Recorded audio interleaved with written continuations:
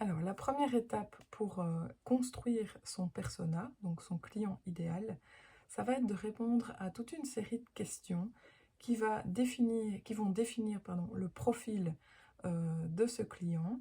Et la première catégorie de questions, ça va être plutôt des questions sociodémographiques, donc lui donner un nom, un lieu de vie, un état civil, etc. Et le nom va également permettre, vous, de vous rappeler plus facilement de ce persona, de l'identifier plus facilement et en même temps de l'humaniser, ce qui est très important après dans la production de contenu, car vous allez pouvoir visualiser une vraie personne, même si en l'occurrence c'est un personnage fictif, mais visualiser quand même un humain à qui vous allez vous adresser directement à travers tous les contenus que vous allez créer.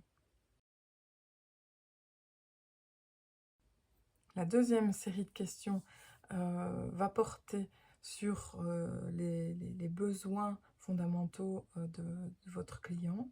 Donc là, c'est un petit peu plus complexe, mais ne vous attardez pas trop si vous n'y arrivez pas.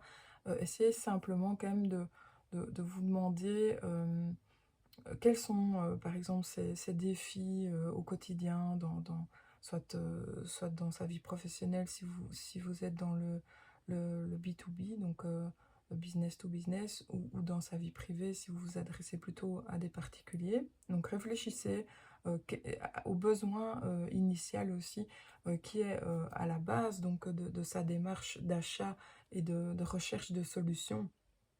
Donc c'est vraiment ça, cette deuxième catégorie de questions.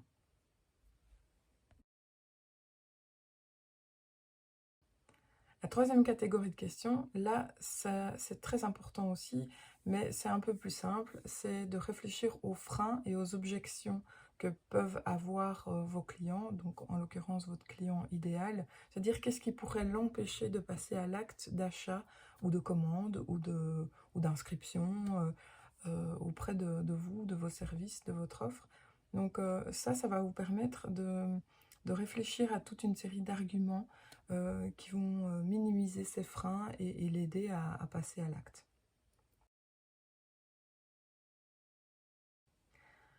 Enfin, la dernière catégorie de questions va porter sur la réflexion sur les canaux qui sont utilisés le plus fréquemment par votre client idéal, c'est-à-dire comment recherche-t-il l'information? Est-ce que c'est quelqu'un qui va souvent sur les réseaux sociaux? Si oui, lesquels? Qu'est-ce qu'il consomme comme type de contenu? Plutôt des vidéos, plutôt des articles? Est-ce qu'il lui arrive de s'inscrire à des newsletters?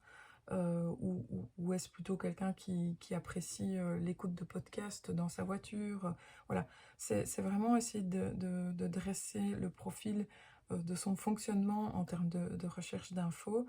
Euh, donc au moment où il a détecté son besoin et où il est en train de chercher une solution pour répondre à ce besoin, voilà, comment est-ce qu'il fait, comment est-ce qu'il procède? Donc, bien sûr, vous n'avez pas à ce stade toutes les réponses. C'est vraiment une hypothèse que vous allez dresser là.